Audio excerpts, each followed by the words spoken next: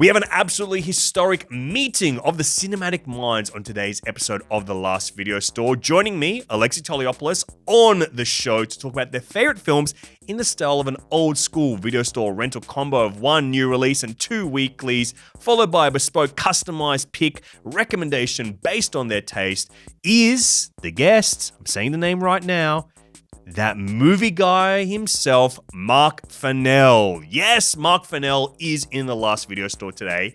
And weirdly enough, this is the first time Marc Fennell and I have ever been on the same podcast together at the same time. We've been on TV a few times together, but this is the first time we've been in our chosen space of podcasting. Obviously, I love talking to Marc about film. We get to do it so rarely. He rarely talks about film that much at all in any kind of public way. So it's a beautiful way to bring him in, to capture him, lock him up in The Last Video Store with me, and go toe to frickin' toe between two of the frickin' Australian movie guys going at each other. His new show, Stuff the British Stole, is in its second season right now on ABC iView. It's also on ABC terrestrial television. So flick that switch, change to channel 2, and get your dose of Marc Fennell tearing apart colonialism in the artistic and museum space. The show's awesome. Season 2 is even better than season 1. And we'll probably hear about some of the cinematic influences that go into that show on The Last Video Store right now. Let's get into our chat with Marc Fennell.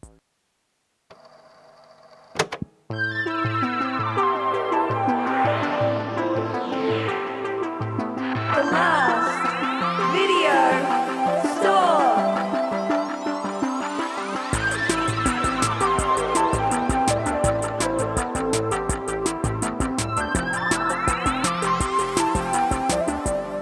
Well, formerly known as that movie guy, currently known as that big MF, it's Marc Fennell in The Last Video Store. It's nice. I feel nostalgic being here. It feels like home. Wow, when was the last time you were walking amongst the DVDs like this? Well, DVDs was like, I owe my entire career to DVDs. That's right? how I first knew. I was like, wow, this guy loves DVDs. Yeah. So, and he's got curly hair. Yeah. One of my heroes. Yeah, I'm a curly hair failure now. Old mate discovered some product, didn't he? So last time I went in an actual DVD store. Do you know what? I reckon it would have been 2018. Wow. Yeah, we would have filmed something because there is one in Sydney that like when I was interviewing famous people, a few times we had this idea where we would interview some like, I think there was this big Hollywood producer that we were interviewing a couple of years ago, and we were like, let's just take him back. And he produced so many films. We're like, let's take him to a video store, which seemed like, and he can go through his own movies and movies he worked on, movies he lost, and da da da da. Great idea, Fennell. Great idea. Until we all had to sit around and go, where the fuck is there a video store left in this city? And we found one like in like the eastern suburbs of Sydney that were like, we're still alive. Yeah. Was it Film Club? Yeah, it was Film Club. I love it was Film Club. Many of the discs that are around us are ex-Film Club discs that I rescued when it was closing down. Like divestment. Exactly. And I would say this, I'm going to say interviewing someone in a video store, it's one of the great ideas in my opinion. It's one of the great ideas anyone could have. Well, this guy was amazing because he'd worked with everybody. He'd worked with Tom Cruise. I've forgotten his name. But he would just, and it was exactly what I wanted, where he'd just walk down the aisle and he'd pull out one, he'd tell some amazing story about, we fired the composer on that. We hired this young guy called John Williams. It was that kind of thing. Like he didn't, I made that up. But he did stuff like that. And I was like, this is incredible. Someone should just do a show where they interview people in a video store. Yeah. And I picked up that thread and I'm running with it. And I'm so glad that you have. Well, Marc, I'm going to sign you up to the video store. I'm so glad you're in here, baby, because you were that movie guy. And now we're going to regain some of that little flame that you carried back in the day. And then hopefully you'll pass the torch on to me at some point. And yeah, I mean, you are the natural progressor of it. I mean, and there is no one that has taken over that. Well, there's no one that's still doing that role now. It's funny because video stores, and even like the color scheme of this, sorry for those of you listening only as a podcast, not on social. So the origin of me becoming that movie guy for Triple J, which I did for 11 years, was actually in video stores. So my first, when I finished high school, there was this young film critics competition which I entered and I won. And from that, I ended up on this show called The Movie Show, which was for people in Australia listening, David and Margaret were Australia's most famous film critics, and they jumped ship from SBS to go to the ABC, and SBS they panicked. They were Yeah. like, we need a replacement show. We need it in 6 weeks. And they hired these other 3 people to be presenters. I remember it was you and Jay Katz was one of them That's as well. right. I love Jay Katz. I think he's he's one of those people where whenever I see him talk, I go, oh my God, I love listening to this guy. If you and J-Cat spoke, I swear a hole in the space-time continuum would rip open because you kind of remind me of each other. Yeah. Just in terms of your enthusiasm, but also just like the idiosyncrasies of movies that sometimes people forget as well. We're both strange is what the thing I'm is. being nice about it, but yes, you are. But in the best possible way. But so they'd hired these 3 people to discuss the new releases of the week. And I think they went, oh shit, it's SBS, we need a brown person. Where's that kid? Because I was set, I think it was 18 at the time I signed my contract. And the day we were unveiled to the press as like, here's the replacement movie show, was my 19th birthday. And I kind of casually mentioned it. And I remember looking at the AP who'd hired me and she just went pink. She's like, what have I done? I've hired a child. But every week for 2 years, in order to do this segment where I was reviewing, new release DVDs or DVDs that had come out, I basically, in order to actually do it, I had to like spend hours on like a Wednesday wandering around video store to video store in trying to find things that would build out a segment. And it was just this like, yeah. And I remember just being, I still to this day, and they're hard to come by, it feels like home. Yeah. It just feels like, because around you is like, inside every one of these is a whole world, right? it. And I think there's It's something... little portals held up in all these little cases. And I think there's still something magical about that. Well- I'm totally romantic about it still, like deeply romantic about it. Well, me too. I mean, it's pretty obvious, but yeah, I'm glad that you feel the same way. And, welcome home. That's what I'm going to say. Welcome home. You're back here. Oh, is it weird that I want to hug the shelves? That is weird. No, but we'll turn the cameras off when you do, just in case it is weird. No, I want those cameras on. All right. I need you to witness. I've got no choice but to now do it. I've made it weird. Now I've made it weird. We're living in the weirdness and we love it. So we're going to sign you up to the store, Mark. I've got a piece of ID for you and I'm looking at it right now. It's this tiny, beautiful little sculpture of one of history's most beautiful landmarks. It is the Parthenon. Of course, one of the great episodes of your new series, season 2 of Stuff the British Stole, focuses on the Parthenon marbles and trying to bring them back to Greece. Can you tell me a little bit about what you want to bring with season 2, kind of upping the ante of your series that is all about like decolonizing history?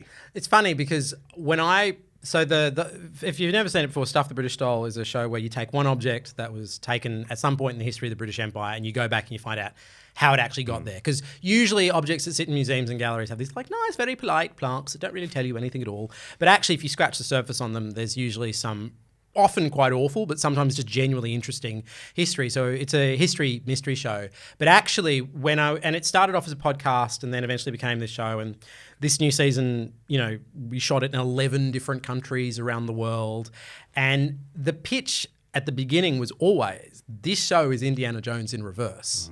Like Indiana Jones goes around the world and says, it belongs in a museum. And then this weird chubby brown guy from Australia rocks up and goes, yeah, but does it? Like, really? Like, how did it really get there? And so I think for me, because I also direct most of the show as well, for me, the thing I'm looking at is every episode is its own genre, right? So the episode that we shot in Egypt, you're leaning into Indiana Jones. And actually, to be fair, the Parthenon Marbles episode, which was the first one we did with Stephen Fry, you kind of want to lean into the sense of awe. And I think what was fascinating about it is that like you talk to any Greek person in the world and they're still quite angry. Yeah. And I think it was kind of going, okay, so we've got that, but like, why do the British care so much about keeping this thing? And so, yeah, it is a fun job. Like you get to travel the world and basically chase down stolen artifacts, but it's also like, yeah, it's also really complicated because you've got lots of different people's personal feelings because it's never really about the object. It's about how people feel about themselves. As a Greek person, how do you feel about the Parthenon marbles out of curiosity? Well, obviously, as a Greek person, speaking on behalf of all Greeks, I want those marbles back. But it is really interesting because I think the way that you frame it so nice in this show is like you get like a wide array of the perspectives. And the thing that I found most illuminating about it was to me, it was a new part to the story where you revealed these. There's this group of people that 3D scans all the marbles as they are in a British museum, and now they're making not just copies of them, but they can make them like original accurates. They're like these renegade. It's like, so the episode starts with me on top of a mountain in Tuscany, Italy. And I'm there to meet a robot, and it's this story as old as time, naturally. And it's this diamond-pointed robot that is with these group of renegade archaeologists, which is my new favorite job description. And what they're doing, great subtitle for this series as well, by the way.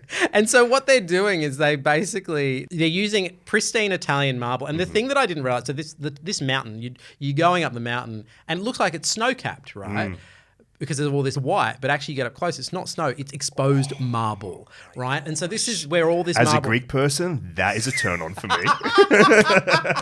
And so what they're doing is they're basically making these perfect 3D replicas out of pristine Italian marble to offer for free to the British Museum if the British Museum will give Greece's marbles back. And of course, the British Museum want nothing to do with this. So they essentially snuck in the British Museum and with a bunch of iPads like baby boomer tourists That's how they can get away with it as well. I honestly think that's why they got away with it. A bunch of like white baby boomer tourists with their taking iPads, the weirdest angled photos to get a full 3D scan, scanning like the ancient 2,000-year-old marbles, and no one's like, that's just what they do here. And now, don't they'll scream at you if you say anything. Exactly. And so I was like, that is such a bizarre way to start this story. And of course, robots on top of Tuscan mountains is, more history shows should start with that, if you ask me. I think so. You're the only one so far, but I think that was what I found most illuminating, is that they could be offered not just like perfect replica, better than perfect replica, which is like, the whole mission statement that they say they have in presenting this art, these like stolen artifacts, is to teach people history. And a better way to teach them history is to have things that look period accurate, like backed for what they looked like and how they were built, painted and looking like real flesh and skin and colorful instead of like the marble that's decayed to be now. And they still turned it down. So then you go, well, okay, now I know completely what this is about. Yeah, it's possession is 9/10 of the law. But the thing that I love about the show is every object's really different. So they're like, we've got things in the crown jewels, and we've got, these documents that were stolen from Kenya. There's a sphinx that was taken, of all places, that ended up going in the British Museum, but it ended up actually, it's a fun story. I'll very quickly tell you. Go for it. There is a sphinx in the British Museum, which you walk past and go, clearly an Egyptian sphinx, but it's not from Egypt. It's from a tiny remote island off the coast of Canada. And an indigenous carver carved this perfect Egyptian sphinx at a time when there was no chance this guy would go to Egypt. So how does this guy how does that get there? So here's the story. Some of the first Westerners to travel to indigenous lands in any places around the world were Christian missionaries. And when they arrived, they brought with them tiny illustrated Bibles. And in the book of Exodus, the Israelites, they Exodus Egypt. And in this illustrated Bible, he had a sphinx. But the clue to this is how the guy did it, is the fact that it looks like a perfect sphinx from the front. But you turn it around, it looks nothing like a sphinx. So clearly he's designed it based on a two-dimensional image, because he has no idea what the back of a sphinx looks like. There's you can see why I have fun doing this, right? Because they're great mysteries, and there's the body of an Irish giant, and it's amazing. And actually, the fun part is, because most of the museums and galleries want nothing to do with us, we have to do interesting things where we bring the past to life with either animation or replicas is my fun one. Yeah. The first season of the show, we did an object that was it was a diamond in the crown jewels, which shockingly we were not allowed to film. No, they didn't let you. So we ended up calling up the props company that supplied the crown for The Crown on Netflix, and we used that crown instead. Was it the actual one from the Netflix series? No, well, because that might be a rarer item now. At this point, it is. So because it's one of but technically the crown that Camilla should have worn. So it's it's one of the lesser props. So this props guy, this is one guy out in the outer suburbs of London, makes all these things, and because of chumps like me, we're like, we need a crown, and they won't let us film the real one. I don't know why I'm English in that story, but anyway. Well, you had to translate to him for speaking his language. Hello. And so this guy, and he pulls out this suitcase. You like the suitcases from like Deal or No Deal? He pulls it out and opens it up, and inside is a crown. And of course, every member of the crew got a selfie with the crown on. I'm like, you cannot post this until the show goes to air. Hey, but that's a great plug for the show. Like, getting that up on everyone's Instagram. Well, I got to see where that comes from. We all thought about stealing it, but nobody did, sadly. Wow, that's it. You learned your lesson. To never steal. To never steal art. I'm so glad that after all these years, you figured it out. Finally. Well, I'm a big fan of the show. I can't wait for people to see all the episodes as well. Stuff the British Style. It's on ABC iView. Can you download it illegally? Probably. I mean, for somewhere else in the world. I mean, it'll definitely air. Like it's co-produced by Australia and Canada, so it'll air on for all the people listening in Canada. It'll air on. We CBC. do have some good Canadian listeners and viewers, so check it out there. And it does air. The irony is it does air all around the world, but the fun part is it more often than not airs on BBC channels around the world. But not on BBC in the UK. Like the BBC, why. The BBC bought. I was looking through the list of places it sold to, but the BBC bought the rights to like the Middle East, Asia, America, like all these different places except the UK, which I find really funny. That's perfect. Well, the stuff they're giving away now, not just stealing. But anyway, let's get you into your picks. New release. You've got a new release film. It's a factual film. I'm putting it in the documentary section of this store because that's where I believe it belongs. Okay, so American Animals.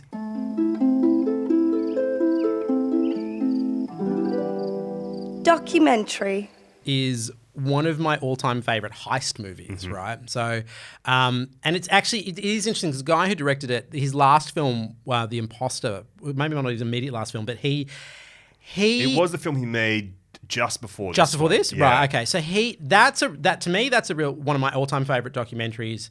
It's about a guy who pretends to be a long lost missing child, and you sort of I think to say too much about it is to kind of destroy it. Whereas this, a lot of the pleasures of that film are discovering it. Right? Like that is also one of my favorite modern documentaries. Yeah, and you can see the start of his style to where it evolves to in this film that is much more of a documentary hybrid film. It's funny that you classify this as a documentary because in my mind it's a drama first, and the documentary elements kind of pop and surprise, and they do really clever things with it. So the basic through line of it is it's three guys who want to steal a very rare book. So you can kind of already tell why I'm into it, right? Like it's heist, it's art heist, and I just love heist movies. Yes. I don't know if you can tell based on my work. I do know that. I know that you have a strong love of heist films. I too have a strong love of heist films. I think the reason why I'm so glad you picked this one is it is that documentary aspect, because the reason I think of it as a documentary film is that's what my major of study was back in film school, was documentary filmmaking.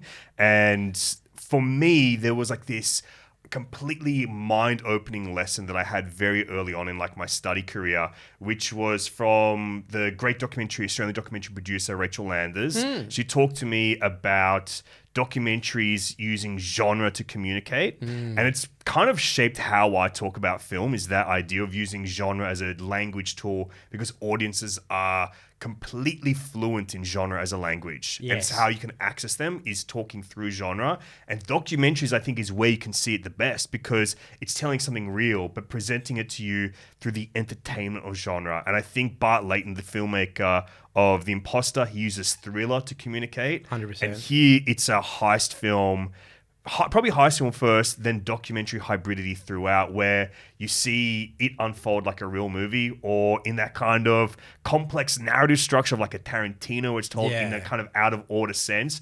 But not only does it have great actors in it, like Barry Keoghan and Evan Peters, but it's got the real life people speaking to camera in talking heads. It's one of those just amazing films. I remember the first time I saw it, and it was one of those beautiful occasions, and this is something that I've experienced more since I stopped being a film critic, which is often you get to see films without any real framework for them. And I remember sitting there in the cinema, and because I didn't know, I didn't watch The Imposter until after this, and because of that, I was like, I've always loved heist movies, pretty much like since Ocean's 11. Like that was kind of my model, and what it really does quite beautifully is it actually plays with some of the iconography of like slick heist. And there's this amazing scene in there where you think you're watching the heist unfold and it's all looking really, really cool. And then it's like, no, this is not how it happened. And I love the knowingness of that. Like I love that it plays with your expectations of how this heist is going to go. It also plays with the reality of like why are you doing this? What's it like? Because it's always, when you watch heist movies, there's always such a clean. This is actually the thing I've discovered since we started making things. Like I've done two art, like outside of Brits, I've done two art theft documentaries. One was Framed, which is about the theft of the Picasso from the NGV in Melbourne. And the other one was The Mission, which is about a bunch of art that was stolen from this weird monastery in WA. And they're both series I did. They're both heist movies I did with SBS and Corin Grant, the director. And the thing that this really gets is that most heists are shit shows, right? If you spend any amount of time looking into art crime, what you realize very quickly is it's often filled with fuckery. Things go horribly wrong all the time. And actually, that's what this gets so well, right? Because people get lured in thinking that it's going to be nice, clean, one last job. We're all going to look cool while we're doing it. There's very few smooth criminals out there in the world. Very few smooth criminals. And I love that this both plays with the expectations of that, but then it also kind of shows you it going horribly wrong. And the performances, Anne Dowd, who I think some people will know from Handmaid's Tale, she's incredible in this film. She plays the librarian that is in charge of these extremely rare, highly, highly valuable books. When we say highly valuable, they're like $12 million a piece. Yeah. And I think the thing is like one of the other like problems of heist movies is and one of the things I've realized when I make them is like audiences love art heists and heist movies because they're like safe crime. They're like crime. The people love to imagine them almost as victimless. So it's all fun. It's all entertainment. And actually what I've realized, particularly when we did The Mission, there was a woman who they had to tie up and they put her in the toilet. And it's like, this is not a victimless crime. And actually, Anne Dowd's character... And Anne Dowd's an actor that has a presence where you're just like, oh, I love this person. Yeah, or I want to love this person. I see my mum in her. You see people in her. And she's so traumatized. And I was like, I think that's really important. I didn't really realize it when I first watched it, but I've realized it in the years since that like...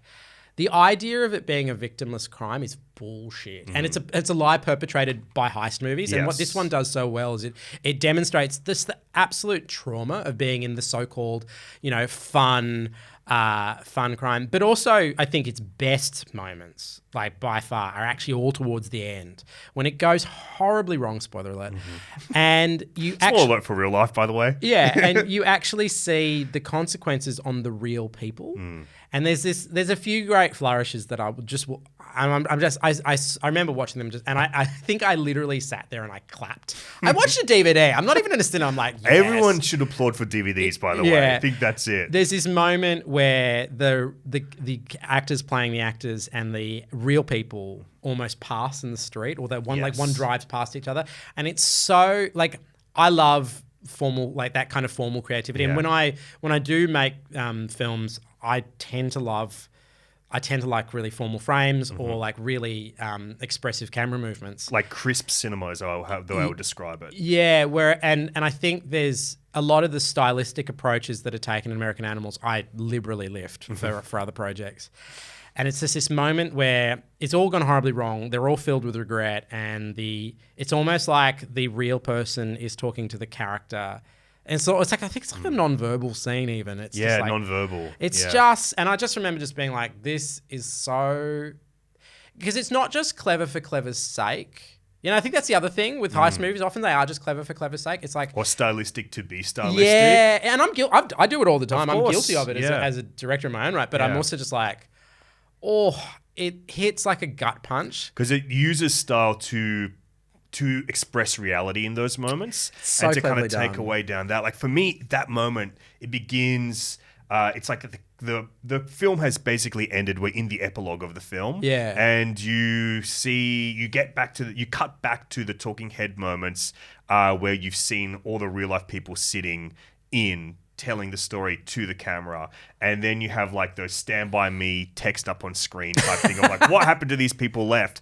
But in those shots, it does something that I have never really seen before in a documentary, where people actually get up, they move from their talking head shot, and you see the space in a different way because the camera follows them or it goes outside or things move, and you get a better understanding. And like as a documentary nerd, the thing that I nerd out about is going like, why did they choose that talking head space? Why did they choose to do the interviews there? And I always find that's like one of those things I find interesting. And I think this film plays with that in a new way. And when you go out and see the reality, that's when you kind of had those moments they cross with the people that played them or a near miss with them, really. And it's like, to me, it goes, that's the moment of pure documentary hybridity where it's doing something new, going, this is mixing narrative storytelling and factual storytelling together in a way that, you know, there's lots of documentary hybrid films, but I think this one does it in a way that is highly entertaining, highly informative, and really immersive as well.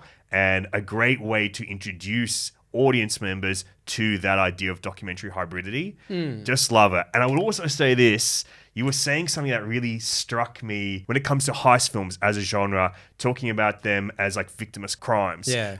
Looking at heist films over the last few years, where I've kind of evolved my thought onto those is heist films are not just like risk reward movies, they're social justice films, because a lot of the times you're aligned with the people committing the heist. And a lot of the times it is people that have been neglected by society, of not being able to get theirs for some reason. So the heist is always against something that is emblematic of the man in some way. Yeah. So it's usually people like robbing a bank because they live a life of crime because they cannot live a normal life and they've been rejected from society in some way. Like I think about Dog Day Afternoon as the ultimate version of a social justice heist film, where it's people that are rejected by society and the way that they can get theirs is by taking money from the government and taking money from the man, rather. I mean, part of what like is intriguing about this is like they're dickheads who just did it because they could, and I think that and they wanted that thrill, and it's thrill seeking, which makes them deeply unlikable.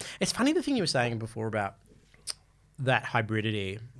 Great word, by the way. Thank you. Definitely went to film school. It sounds nice as well when it comes out. All right. Hybridity. The thing is, and this is a thing that's happened, I guess, in the last couple of years as I've become more a person that makes stuff, is that I can suspend disbelief easy in drama. I start watching a movie and I forget that I've even watched the trailer. I'm that dumb. Documentaries are hard for me now because I watch them and I just sit there and I just count the setups. I'm like, that was 3 camera setup. Okay, cool. They filmed it there. I wonder why they filmed it there. Like, and I'm like, that's how I watch them now. And I'm like, oh, they didn't get access to that person, did that? That person only exists in archive. And I kind of do that. Whereas this one, maybe because it is a hybrid piece of work, I think instead of getting lost in counting the setups, I was like, ooh, you're clever. Yeah. And I'm not going to lie, like I kind of enjoy when I'm watching something and I'm like, you made some good choices. I'm like, if I meet you, I'm going to hug you. You did good. Well, Bart Layton, you're getting a big hug from these two. You'll be like, who are these weird Australians? They're hugging too tightly. Why are they hugging me? But that's American Animals. Great film. Such a great recommendation from you as well, Mark. I'm glad you picked it up in your visit to the store today. Thank you. By the way, I'm stealing this. You're never getting it back. Gosh, okay. Well, we're going to send debt collectors to get those off you and the late fees attached. Towards the end of Blockbuster, don't come after me. There's a few like relatively rare DVDs that I knew would be hard to find. And you have to tell me what they are. The one that I remember, Waking Life, the Richard Linklater film. Yes. Which is the one where it's his exploration of Rotoscope's dreams before he does Scanner Darkly. Exactly. And so he does this thing where it's weird because it doesn't have much of a story, right? It's like, it's Linklater with all of with this one guy played by, I think his name's Walkley-winning. Yes. And I think he's also the lead of Dazed and Confused. That's right. He is. Yeah. And I'm a big Linklater fan, and he's also one of my favorite people in the world to interview. And he's kind of traveling through life it's like a series of stoner conversations, really. And like with occasionally like, Ethan Hawke pops up and all that sort of stuff. But he filmed it for real and then had animators paint over every frame. And it's there's a bunch of stoner conversations and it looks like it's about to be watched by a bunch of stoners. It is what it is. But I remember like I'd heard about it for the longest time. And then one day I saw it in this one Blockbuster that I was a member of. And I remember renting it and just being like, and I knew Blockbuster was was on the way out. And I'm like, I reckon, can see the prophecy. I'm like, I reckon my theft can outlive this business. And I never returned it. I still have it. The problem is I don't have a fucking DVD player You at the can borrow moment. mine. You can take one with you from here There's a little today. attachment to my laptop that I can plug it into. I should anyway. But you know, when I started off as a film critic, we literally had a room like in our house, like in our apartment, that was like it was just the DVD room, and it was Yeah. wall to wall. And I think at its peak, I had 30,000. Wow. Oh, maybe more. And it was. I think there was a really defined moment when we were like, streaming and BitTorrent is clearly how we're going to watch these things. I mean, BitTorrent less so at the moment, but you know, I was like, I guess we're gonna. Just before we had my eldest son, I was like, I guess the DVD room's now the child's room. Yes, it is now the child's room, and it was That like, is why I can never have children. Like, I can't give up that room. I cannot do it. or maybe the children could just learn to love the DVD room. I don't know, but it was a defined moment. Well, we're living in that moment right now. We're taking you back. We're going to go to your weekly choices now. Weekly. We're going to kick things off. Your choice, dealer's choice. Which one do you want to talk about first? Okay, in chronology of importance to me, Let's do that in chronology of importance to you. We're talking about Michael Mann's, in my opinion as well, his best film, 100% agree. The Insider.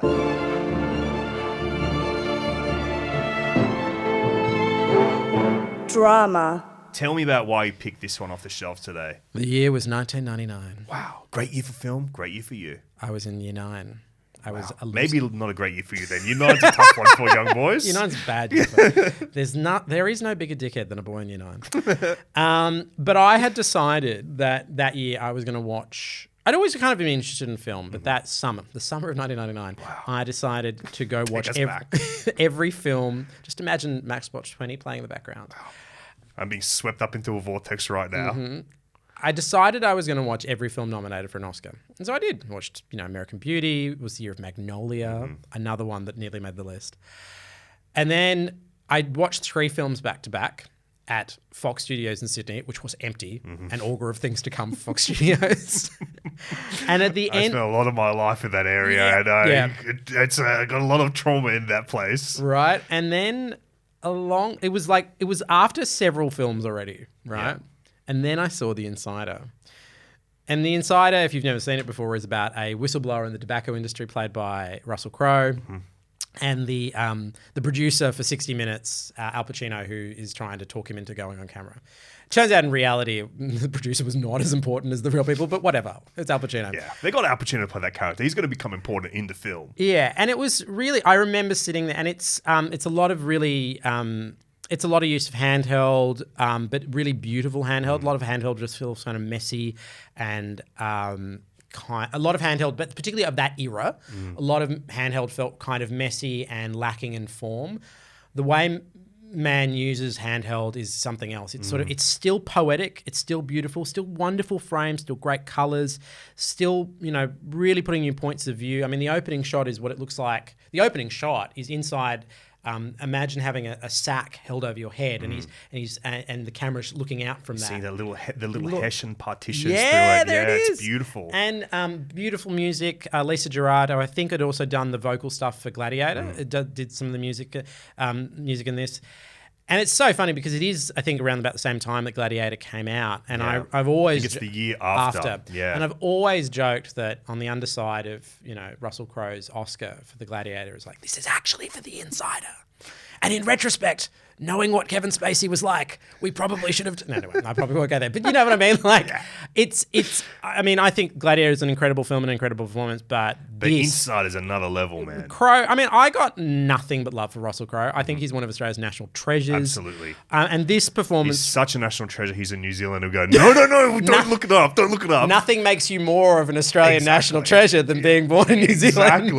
Exactly. And I think this is his finest performance. I agree. And when you watch it, especially at that time, maybe more so outside of Australia, you don't really know who he is. No. He kind of popped up in a couple of movies, Virtuosity, the LA Confidential, but here it's transformative. Oh, you're right, because this is before Gladiator, yeah. Before Gladiator, he looks completely different because he's got like old man makeup on. He's wearing these tiny glasses. He's put on weight for the character. His hairline is different. He's unrecognizable basically. But I think there would have been people at this time just going like, who's this middle-aged actor that I've never seen before? know. And he's just incredible in it. I think it's one of Al Pacino's best performances. Yes. And them together when I think about this movie now, it kind of unlocked like a Michael Mann-ism for me that I'd never really clocked or thought of as a thematic link through all of his films, is two men forming a bond or relationship through intense drama and intense pressure too. Intense pressure. Yeah, no, you're so right. And I think, after this, I went off and watched things like Heat and stuff like that, and Miami Vice, which is actually quite underrated. Yeah, love both the movie, love the series. And I think the thing with this is that Pacino does the thing that Pacino does best, where he just he chews scenery and just has incredible scenes where like the only thing you remember from the scene is him yelling and saying something incredible. But actually, when you go back and rewatch, and I used to kind of try and watch it once a year or once every couple of years, the thing that stood out to me is actually the way in which you watch Russell Crowe's character go, like, gradually get more, like, you watch the stress and the tension push in. It is like watching a man in a corkscrew. And it is all in his performance. Like, it is all in his performance, and it's just... It's an internal performance as well. Like, so it's good. It's incredible. So good. And it is actually quite heartbreaking to watch in many ways. And there's this really, and camera choices are really good. So most of it's quite handheld, and there are some fabulous courtroom sequences. There's one scene that always sticks with me. I think the actor's name is Bruce Jenner, and he plays this Southern lawyer. And he has this absolute barnstorming moment where he tells off the tobacco lawyers, and it's just the most fucking satisfying piece of work. When you watch like one of those smackdown scenes, these are always the scenes that get lifted out and put on TikTok, by the way. Yeah. Like, it's like, those really great. This is the clip right here. We're doing it right now. Yeah, and I'm just like, it's so fucking, like, a good smackdown scene is so fucking satisfying. Just checking I can swear in the show. Good, great, fantastic. I think it's awesome, actually. Good. And I just love it so much. But actually, the really impressive thing is watching the internal work of Pacino, of Crowe, just sort of shrinking under shrinking under the pressure. And the camera work is often quite. And I mentioned before, it's quite handheld. But there is this incredible moment towards the end where, like, I think they've aired his interview that they're building up to, but then they had to de-identify him. And it's like, it's such a moment of loss. Like, he's lost everything to do this interview, and then it is even seen. And there's this scene where it's one of the few moments where the camera is on a rig. Like, the camera is not being handheld. And it's that must be on a dolly or something, and they wrap around him, and the wallpaper behind him warps, and he's clearly tripping out, and there's people banging at the door because they all think he's gonna self-harm or do something.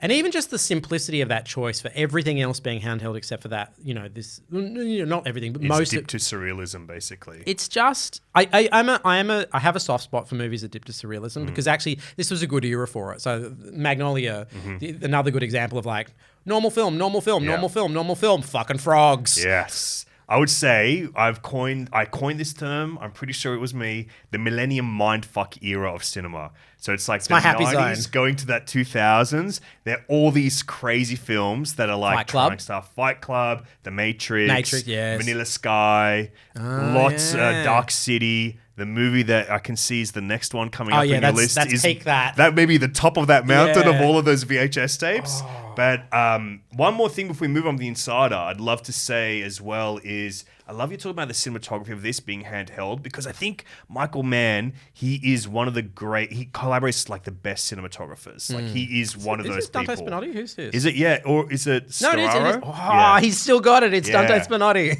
So he collaborates with Spinotti a lot, and from here on, I think very quickly after this is when he starts experimenting with digital cinema.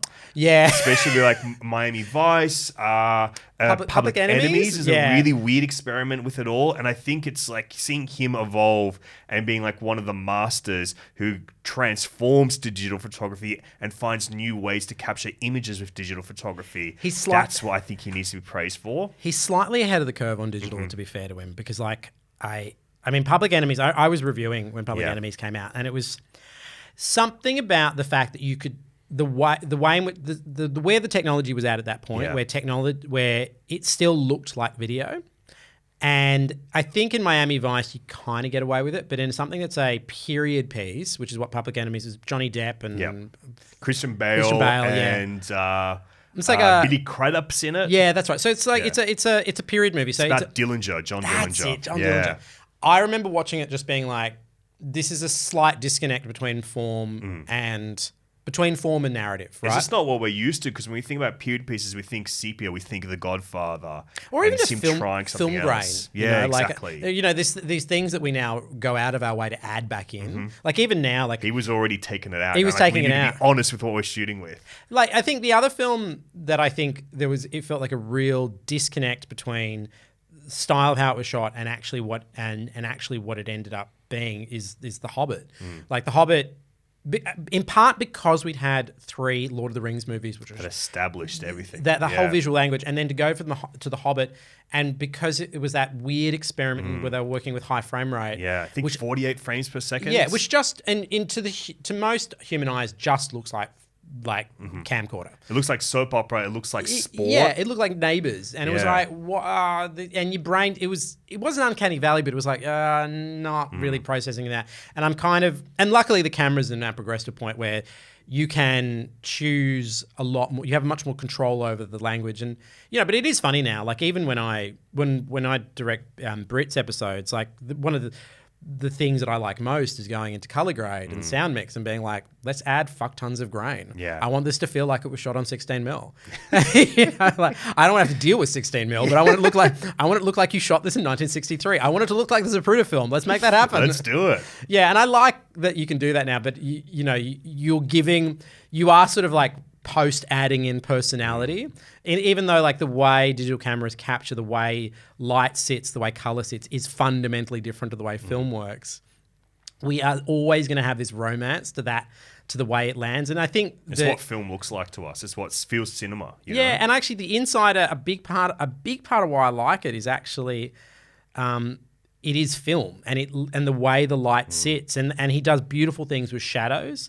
A lot of it's shot with a lot of natural light, but when he does use shadows, it's so intentional. And because of that handheld, you can kind of forget a little bit. But it's some of the more documentary-esque shots that I like most. Like always, there's one shot where it's just Pacino's trying to call somebody and yell at somebody because that's what Pacino does. He loves to yell. But he's on a beach. And he's obviously not got reception. He gradually keeps wading out into the water where there's better reception. And it ends in some sense of failure. And the shot is, Al Pacino knee deep in a beach at dusk. So there's fuck all light, right?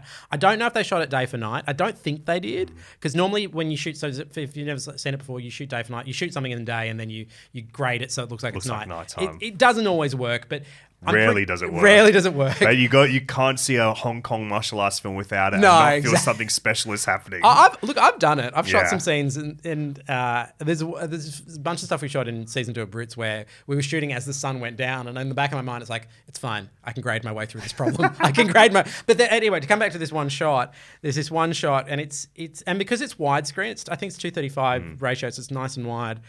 The horizontals of the horizon. Yeah. And, often the third of the frame, I think it's the right, Pacino, this tiny, small figure in shorts. Pacino in shorts. Oh, my gosh. A rare sight indeed. Yeah, like knee deep in the water, and he's just lost this argument on the phone, and it's one of those chunky sort of turn of the millennium phones. I'm just like, that, my friends, is failure. That, like, everything about that just says failure. But the way the light, and the light is not pretty, it's ugly light. I'm like, but the composition is, mwah. That's me doing chef's kiss for people listening on the podcast. No, he actually kissed me. If you're listening to just the audio version, he kissed me on the cheek. Yeah, well, you look like you're after it. Well, that is The Insider from Michael Mann, one of the great thrillers of the 1990s. We're sticking in that millennium mindfuck era. We're dipping into a deeper surrealism with your next pick. Ooh. Richard Kelly's celebrated surrealist opus. We're talking about Donnie Darko, and I have so much respect for this film, I'm calling it Donald Darko. I dare not shorten its name. This is Donald Darko. Cult. This is the most beautiful. So what you've actually got here I've got a huge... is not just a DVD, not just a Blu-ray. You've got this like limited edition. It's a 4K, 4K? UHD, imported from England. It's the Arrow video release of it. It's got it's not a booklet, it's a book. It's an actual fucking book with it. It comes with a full-on book. It's and almost like Richard Kelly never did anything else and really needed to... now you're putting fighting words out there. What are you going to complain? I think defend the box or Southland's both House? of them. I love both. I think both are fantastic. I'll tell you this. I've been on such a journey with this film, my friend. Yeah. I saw it originally when I was 17 years old. I saw the director's cut had just come out on DVD, and I hated it. You watched the director's cut first. Watched the director's cut first. Oh, Couldn't no. stand. I was like, No, it's no. pretentious. It's got all this like, So bad. it's over-explaining everything. I just could not like it at all, and I hated it. And thankfully, I think partly because I'm very lucky in that my film snob, nerd, film bro era, I had very young. I was like 13 years old watching like, all the Godfathers and Goodfellas and all that stuff. So by the time I was 17, I'm already deep in like European new waves from the 70s and 60s and stuff. You're a much better film nerd than I ever was. I had no choice. I grew up in the video store era. It's where I got stuck, That's why I'm still in it. But I by the time I got to Donnie Darko, I was like, I've seen this. It's not for me.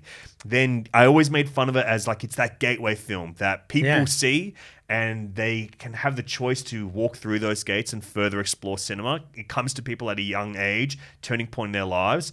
And then I feel like a lot of Donnie Darko fans go, wow, look at this awesome gate, and never walk through it. Then years later... Let's go over here. Let's go there. Let's look Star at it. Wars prequel. We keep exploring the gate. Wow, looking at that. But then for me, I got back to it a few years later with Cameron James. He inspired me to rewatch it, our dear friend. Yes. And I went on such a journey. I think that this is now one of my very favorite films. I think that it is one of the great films that communicates to teenagers in an artistic manner. Yes. And I think that's what its greatest strength is. Like at the time, that's what I found was pretentious. But I go, no, kids need to see something pretentious to inspire them to explore further.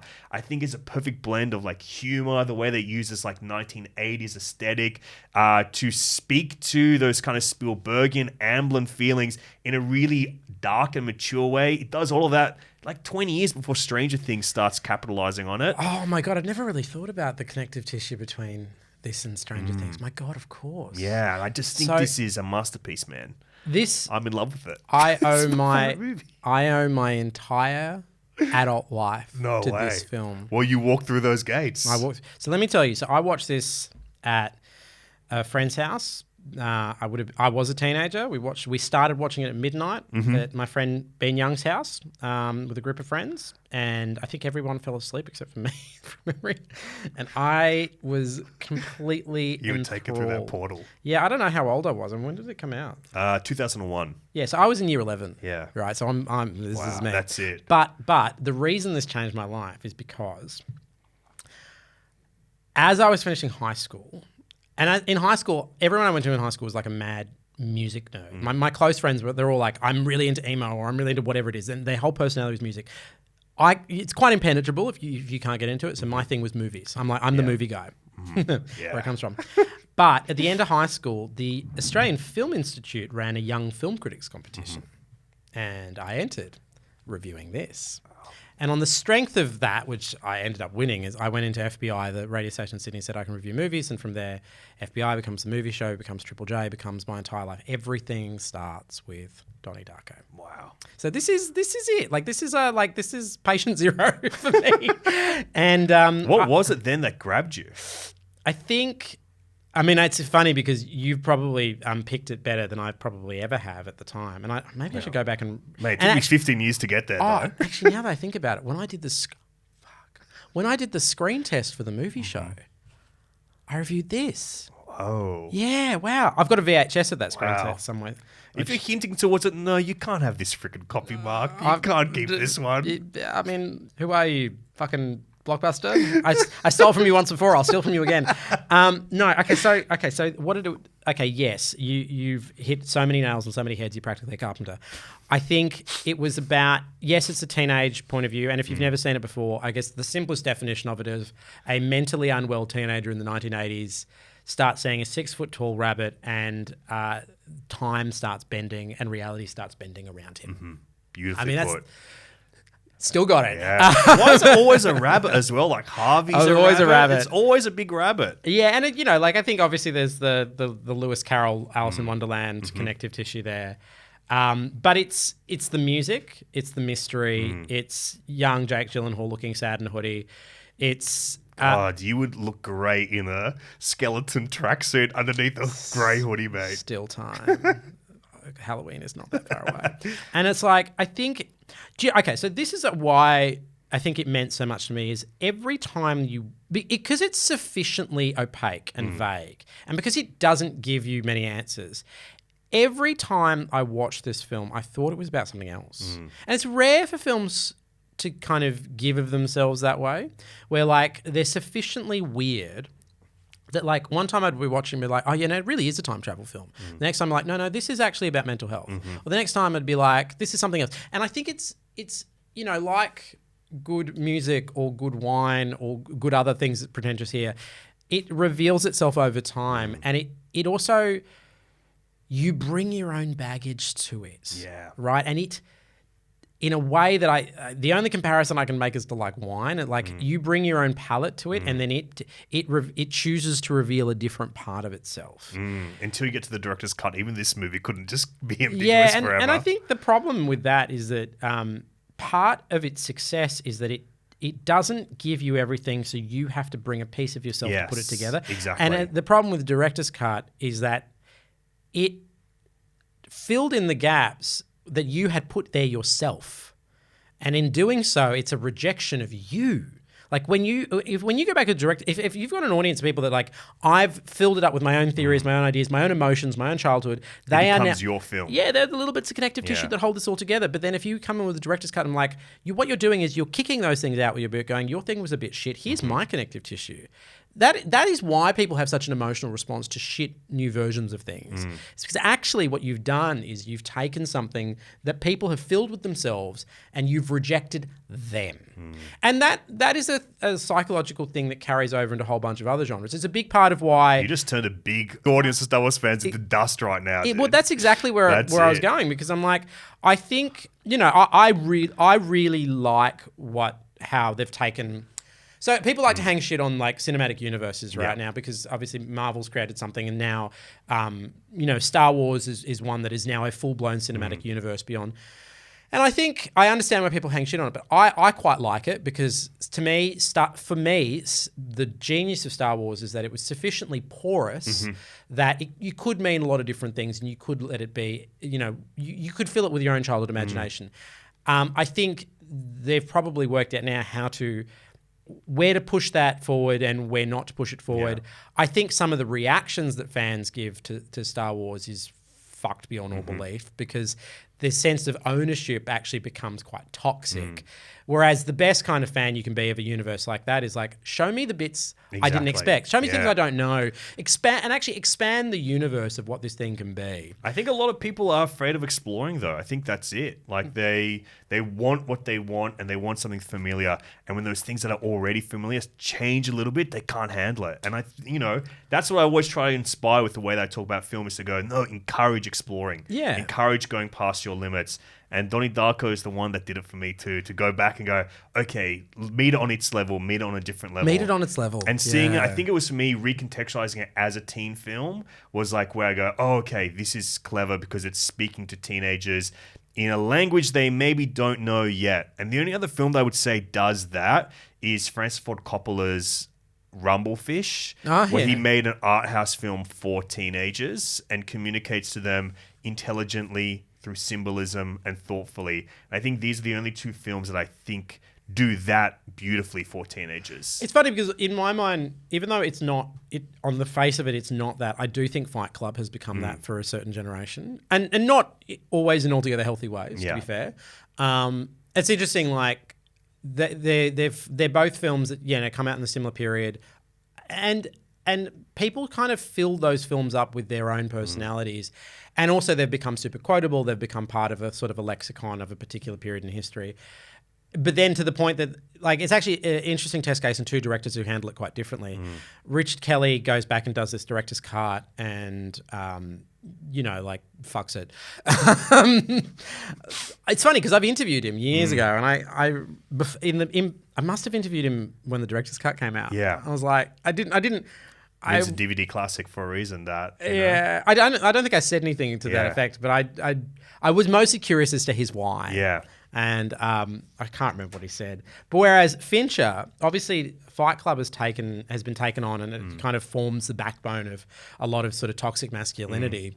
And Fincher's just like, I don't understand why you see Tyler Durden as a positive role model. Like, if you think he's a positive role model, I can't help you. Yeah. Like, I think there's very different. You should have put him in a responses. less cool jacket. I think that's the one thing. Yeah. That's where you should go back. It's like, okay, we're putting him in a crap hoodie, and that's how we get through it. Right. But no, I mean, Donnie Darko it means so much to me, both as a film, but also because of the way in which it flicks a domino that ends up kind of pouring through the rest of my life.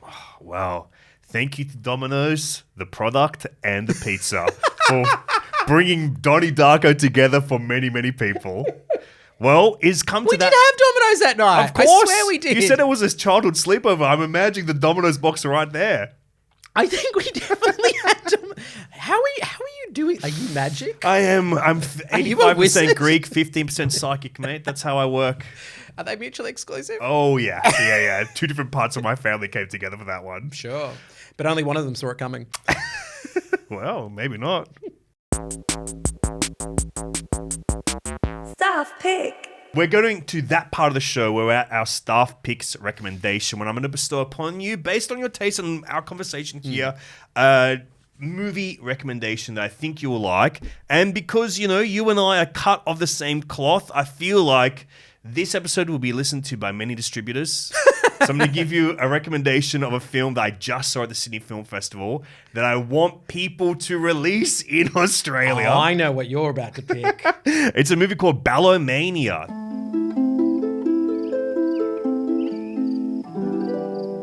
Documentary. Oh, that's not where I thought you were going to go. Well, I thought you were going to pick Megalopolis. Well, for me. Megalopolis for another time. Toliopolis and Megalopolis collaboration will continue till the end of days. But Ballomania is a movie I genuinely think you will love. It is a factual film, a documentary film, and I found it completely enthralling for a lot of the ways that we will talk about documentary using genre to communicate. This takes a lot from, I'd say, thriller. Oh, yeah. But what I think it does so well is it's one of those great documentaries that illuminate a subculture you never had any fucking idea existed. Which subculture? And this subculture, I don't even know how to tell you about this one because you have no idea this exists. In the favelas in Brazil, there's an underworld culture of men in a highly illegal league that build, design, create, and release hot air balloons that are spectacular artistic creations. They're gigantic. They're like hundreds of feet wide and huge, and all of them are spectacularly colored, designed. They're like incredible artistic pieces. There's one that is like a ginormous portrait of Sylvester Stallone as Rocky. There's one that's a giant portrait of Pavarotti, and they're all like hyper-colored and unreal and surreal. How big are these balloons? Humongous. So usually it's a balloon, and they have to make them all covertly. So they're all like working in secret. Why are they making them covertly? Because it's illegal to release them. Like, that's how big this subculture is in Brazil. Why It's is it illegal to make a hot... It was the next thing they did after like drug control. They go, okay, we got to control these guys. Was it because the balloons kept on crashing and exploding? I think that there is danger in that. Like there is danger in them exploding and setting fire to like fields and stuff. Sure. Probably there is some stuff of like political messages in them, or these people, because it's in the favela, so it's, people in working class. Which favela? Like, do you remember which in cities? Rio de Janeiro. Right. And it's just truly spectacular when they release them. Wow. And it probably will be like some airplane Probably. Trouble and stuff as well. But I think that this is my favorite film that I saw at SFF. It's my favorite documentary I've seen in the last few years as well. It is made by a French filmmaker, Cecile Dargas-Morel, and I think this is her directorial debut, young filmmaker. But I think it is just incredible. And I think it's exactly the kind of factual storytelling that you like because it's about art but in a really different way than you've seen before in a different subculture you've ever seen. You've 100% got my number. Like, it's really... like, I love weird subcultures. Mm-hmm. Like, one of some of my favorite genres are weird King of Kong and Spellbound, like that kind of era. And actually the first couple of podcasts, like long form podcasts I did was like, one was about the race to breed the world's hottest chili and $10 million worth of stolen nuts. Like, I mean, like weird subcultures is very much my thing. And I think one of the things that's amazing about it is it's so visual. Yeah. Like, it's really hard to find weird subcultures that are not just like a bunch of weirdos in a room, which is great for podcasting. This is out there as well. Like, you're seeing like, oh my God, it feels like City of God at points because you're in like the favelas exploring there. It's also like this illegal world. So it's like all this kind of covert undercover missions and stuff. But also... The fact that it's undercover is so that's good. It, right? It's like it's all undercover. And then there's all these legends of the scene that have been around for like decades and stuff. Like, this is something I'd never heard of before. If it's illegal, are they not worried about like being filmed? Like, how do they manage that? You have to see the movie. Oh. You'll have to see the movie. It's a big part of it. Yeah, because I feel like it should be. Like, there's always this risk. I mean, whenever you make those kinds of films, I think like there's always this like tension between is it worth telling the story and how much risk are you putting the people that are in it? Ooh. And what's it called again? It's called Ballomania. Ballomania. And that is a huge part of why I think you'd love it. It is dealing with that undercover and can I be telling this story? How should I be telling the story? Are these people letting me tell that story? But it's just spectacular. So I wanted to come. So it's only at the Sydney Film Festival. I think you'll have a way to get it, but hopefully you'll have a way. Also, us talking about it, hopefully that brings it more to our shores. Okay, Yeah. no, I'm into like This was a selfish pick. No, this is the is selfish good. pick. I'm going like, I need to see this movie again. How do we get it? That's great. Yeah, no, think I you'll love love it. I'm excited. And if you're a distributor listening to this, Mad Men or some of that nature, it just sounds like that kind of film. Yeah. If you could maybe send me a screener, that'd be sick. Well, Mark, my pleasure to have you in the Last Video Store. This is a long time coming. You and I have never been on a podcast together. No. I think we've been on TV together a few times, but we've never been on a podcast together, a media that we love. But thank you for doing this. Is there anything else apart from When the British Stole you want to push people towards? No, I think at the moment, I just Stuff the British Style has sort of been my life for a while. I've got another series coming out on SBS later in the year, but that doesn't come out till October. But Stuff the British Style, and I've got a podcast series out at the moment, which is about the world's first ever internet conspiracy theory that was started by this guy on bulletin boards back in the 1980s. And the problem was he started as a joke, and then everyone who came online and didn't realize it was a joke, and it completely destroyed his life. It's called This Is Not a Game, and it's on Audible. And when you're sick of that, go back and watch Stuff the British Stole again on ABC iView. Season 1 and 2 are on iView. You can get them all around the world now. Yeah. England may be harder to find. Yeah, really hard to find in England, but everywhere else in the world you can watch it. Jump over to Ireland and watch it there. That's what I reckon. Thank you so much. It's definitely fun though, because like I miss talk. I realized this the other day. Like I finished being a movie reviewer for a while because I kind of ran out of ways to say like acting good, directing bad. But it didn't mean I stopped loving Have you movies. ever thought about switching it around? Acting bad, directing good. awesome. Yeah, I mean, it's rare for it to move in that way. No, but I never stopped loving movies, but Yeah. I think I did it for 15 years, and this is actually the most movie reviewing I've been a part of since I quit Triple J. Wow. So this is it's like you look at you, Toliopolis, you gateway drug you. That's it. You're welcome back anytime, man. I love talking to you about film. It happens very rarely, so thank you for bestowing upon us one more time. Thank you, thank you, thank you. Praise be ancient movie god. Please bless me. That's Ancient's movie being. The Last Video Store.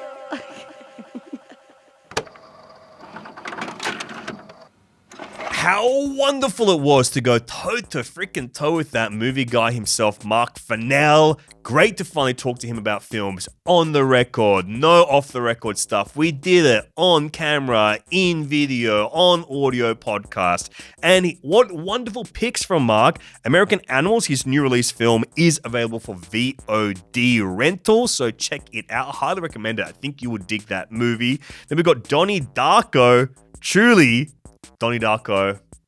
What more can I say about that movie apart from also on VOD rental, so check it out there. The Insider is on Apple Movies. And my recommendation to Marc, Ballomania, it's out there in the world. It'll be coming to hopefully an art house cinema near you soon, so keep your eyes peeled. And yes, if you are a distributor, I'm speaking directly to you now. I know that you're listening to this. Please pick up this movie and give it a big release. Put it on a streamer, whatever. I want to see it on the big screen again. I want to share with people. It has my thumbs up approval. It has Marc Fennell's enthusiastic interest to see it as well. The two movie guys on the scene both want this movie out. So please, distributors, pick up Ballomania. It is such a ripper. My absolute pick of Sydney Film Festival 2024. Thank you to Cicel Dargis Morel for directing Ballomania. You are a soldier of cinema. I want to say thank you to all you return shoot rats, the listeners and viewers of this show. Thank you for being part of the last video store with me. I love you, babies. And to show that love to all the return shoot rats that reach out to us on social media at Last Video Store Batuta on Instagram, on the TikTok, whatever. Also in the Apple reviews, Apple podcast review, if you give us a 5-star in any of those other forms, if you can leave me a message plus what your video store rental combo is, I am going to give you a recommendation. And I'm going to read one right now from B Flame. They say they love to listen. And this is a 5-star review on Apple Podcasts. I appreciate it. Thank you for sharing the word. And they say, love to listen to Alexei, who knows so much about movies, but manages to talk film without making it feel like I'm trapped by the chips table at a party or listening to a dude with a film degree monologuing at me. And yes, I have been that guy as well. I often hang around food. I love to talk movies while I'm in the proximity of food.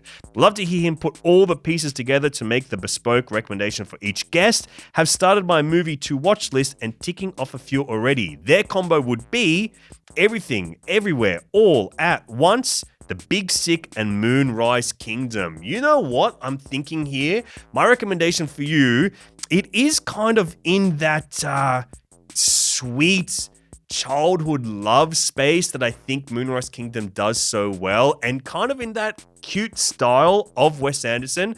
But this is a film that I maybe like more than most Wes Anderson films. You know, I love Wes. Is from Richard Ayoade, genius comic mind. His directorial feature film debut, Submarine. It's a first love story between a teenage boy and teenage girl in England, in this small kind of seaside town. It's really funny, really sweet, really beautiful, and one of those movies I just want more people to discover. I love Submarine. I think you will too. Judging from your taste here, it's actually a perfect bespoke customized recommendation from me onto you. So check out Submarine, check out Stuff the British Stole from Marc Fennell, and I'll see you here next time, or perhaps in another format. Maybe you'll see me out on the street and say hey, which I do encourage. I love to connect with you, my dear friends, and the return shoot rats of this world. Film forever, cinema always.